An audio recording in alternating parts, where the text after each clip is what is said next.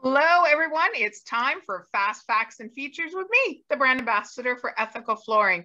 And I don't want to waste any time today, Kevin, because we left off 2 weeks ago with the ABCs of some mistakes that can happen. And we had acclamation. I can't remember B right now, but we're going to talk about 3 C's: communication, contractors, and the construction site.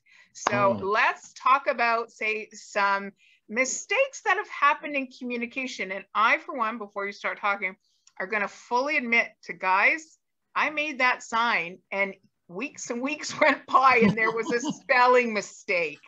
But it just goes to show you when it's a big thing, we tend to, really watch it. But when it's something small, a lot of set of eyes were on that. And we didn't realize we'd spelled industry wrong. So I fully admit to my mistake and it won't happen again. I have a system in place for that. So Kevin, let's talk about communication. What can happen and break down a communication when it comes to putting in floors? I think probably simply is that maybe there's not enough of it.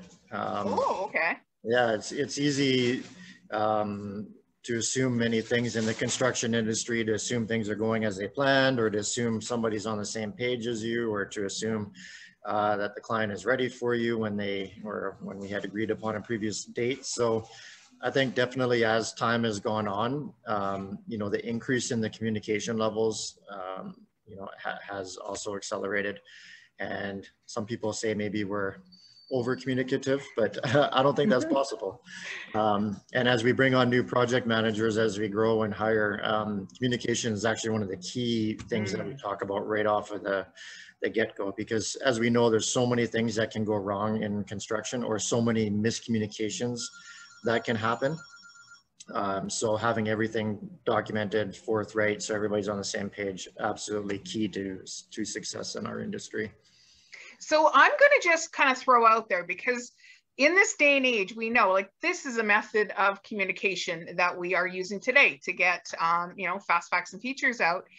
When I think about when I was a project manager, about 10 years ago, it was basically just email and the telephone. So and I knew some of my customers liked a text message, some liked an email, some liked a project management site that they could go access. So there's so many different methodologies where mistakes can happen or communication gets crossed. So how have you fixed this, or how do you do that? Because I'm sure there's a customer who's like, well, you didn't give me a text message, and it's like, whoa, that's not our form of communication in order for something to get done right. So how have you fixed that? Yeah, that's a big question. And I still remember when I implemented email into my workspace as a very young man, and most people were uncomfortable with that and say, well, why didn't you pick up the phone and call me? And I'm like, well, this is just how people communicate these days. And obviously many things have changed since then, but as old as email is, it's still my preferred method of communication, just because there's so many discussions that can happen when you're doing a project with a client or with a contractor. And it's, it's just great to have a written record of everything that was discussed. Because it's hard if you're spending an hour on a site with somebody and you've talked continually for that hour. I myself, and I would coach my team to come back and just write up a quick email summarizing what you took away from that meeting and what your expectations are for going forward, and to send it to the client or the contractor to make sure that that's how they saw the meeting as well. Because if they didn't, which is fine, but now is the time to figure that out, rather than weeks or 2 weeks or a month down the road when there's some, people remember the discussion differently. So just my personality and the team's personality, because I train them, we're very big into putting things down in writing. And email is a great way for that. We're all very adept at keyboarding, and we can put together our essays, as we say, in a fairly quick and efficient manner, send it off and say, hey, is this what you're thinking as well? And it works well. Okay, so let's move on to contractors. What is some mistakes that can happen with contractors and builders? Oh, I could get myself in trouble here. Well, no, I'm just going down this path. I know contractors, I've got the homeowner pushing and pushing and pushing and pushing.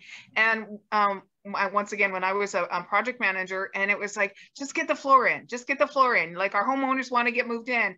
And number one, we both know that it can be one of the biggest ticketed items going into a home, depending on the size of the home, especially the intricacy of a staircase. And it's normally one of the last things to go into a home as well. So what are some, say in the distant past, that you've had contractors who kind of either pushed you to make mistakes, and what do you do now to make sure that doesn't happen again? Yeah, the biggest thing surrounding that is you're right, because we are at the end of the construction schedule, or almost at the very end. Timelines have usually shortened up, and people are anxious to get their home and get the contractors anxious to get the project wrapped up. So we're often given job sites that are not at the level that we need them for in order to properly install, especially a wood floor. So that would typically surrounds heat within the home. Is the heating system up and running? Are all the windows and doors installed? And is the home insulated? Is the relative humidity in the home and within the warranty approved range from the manufacturer? Yeah, so I know contractors look at professional flooring people like us, and they're often frustrated at times. They're saying, well, you guys want this and this and this.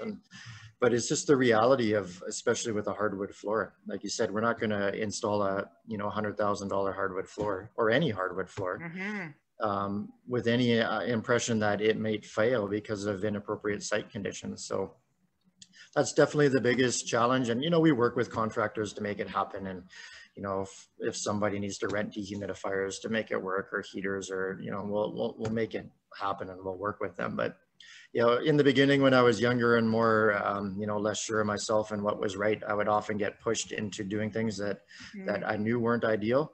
That has stopped, because we are the ultimate backer and warrantor of our projects to the client. If something goes wrong, they're not going to go back after the contractor. They're going to be asking us why it went wrong. Right. And it's not an excuse to say that, well, we were put under time pressure, or we installed it in a job site that shouldn't have been installed in. So it's up to us to make sure that it is before we proceed. So that's definitely the biggest thing that I've learned over time, is to just to be confident in doing it right, and to not apologize for that. So let's go even one deeper with contractors that say it's okay to have other trades working in a job site with you. Let's just chat about that, and how to have a really good job site run. How do you behave with other trades on the construction site? Yeah, that's super difficult at times, because as I said before, and you alluded to, there's compressed time schedules at the end of a project specifically. I often said that if I were to get into construction again, maybe I'd be the guy that dug the hole in the beginning, because it's everybody's happy and there's less time pressure. But we are at the end, and that's the reality. So, I mean, there's some trades that are just, we cannot work beside, and that is a drywaller or a painter. And that's because of the amount of water or moisture that their work emits into the air, and we just can't have that surrounding a hardwood floor. Other times it's, again, we're putting in a finished floor covering. This is a final product, and it needs to be taken care of. So if we have trades running around, obviously they're wearing steel-toed boots, maybe their boots are dirty, there's dust. We can't have them walking back and forth across the floor, at least until it's protected properly. Right. So obviously our ideal is to have nobody else in the home and working, and that's the way it should be.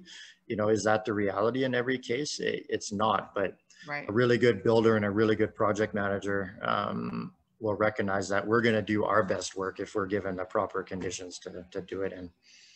Perfect. That's a great place to leave it. And just to let everyone know, both Kevin and I are not here next Wednesday, and we're just taking some time near the end of the summertime to kind of wrap up the summer. But Kevin, I'd love to carry on this conversation for the first Wednesday, because I'd love to talk about site protection. So, and the floor's been installed now, and what you as a floor person, a flooring company, does to protect that floor in order to go, because I love that conversation too. almost as much as I love subfloor prep. Because once it's in, you want the beauty of the floor to last and last and last and last. So there's a little bit of site protection that can be done as well, and what you guys do. Okay. Sounds good. Yeah. So thank you so much, everybody, and see you back in 2 weeks for another edition of Fast Facts and Features with me, the brand ambassador, Jeanette. Bye-bye, everybody.